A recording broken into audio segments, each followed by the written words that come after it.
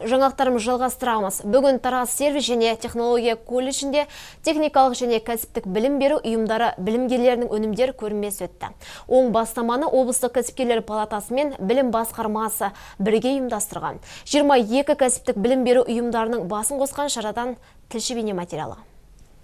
Қазақстанның үшінші жаңғыруы жаһандық бәсекеге қабілеттілік. Елбасының дәл осы жолдауынан соң техникалық және кәсіптік білім беру саласына ерекше көңіл бөлінуде. Осыған орай белгіленген бағыт бойынша білім беретін ұйымдардың білімгерлер арасында өнімдер көрмесі ұйымдастырылып отыр. Мақсат жалпы еңбек қоғамын құру және жұмысшы мәртебесін арттыру, жастарды аталған салаға тарту, бәсекеге қабілетті мамандарды даярлау сынды жолдаудың тапсырмаларын орындау. Целью которого является жыл басынан бері кәсіптік білімді насихаттау үшін әртүрлі шаралар ұйымдастырып келеміз.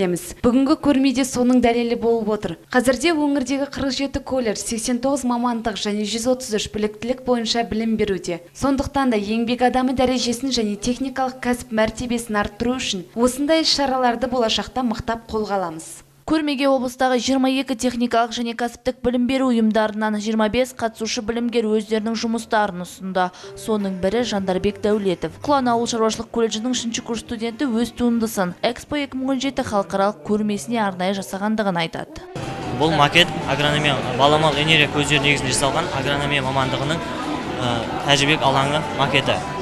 Бұның бір ерекшелігі жел генератор және күн сәулесі энергиясы пайдалана отырып, жылыжай, лаборатория және оқу тәжірибелік алаңы электр көзімен және жылу энергиясымен қамтамасыз етіледі. Бұл макетте жылыжай 2 деңгейлі, үстіңгі қабатында күн сәулесін көп қажет ететін өсімдіктер, ал астыңғы қабатта күн сәулесін көп қажет етпейтін көкөніс түрлері өсіріледі. Көрмеге ұсынылған жұмыстардың мазмұнын, шығармашылық талғамын, композициясын, техникасын, сапалық және эстетикалық талапқа сәйкестігін арнайы құрылған сарапшы топ бағалады. Шара соңында 1-ші, 2-ші, 3-ші орын иегерлері дәрежелі дипломдар мен номинациялар және сыйлықтармен марапатталды. Жансұлу Дүйсенәлі, Ермек Кеншімбек, Жеті News.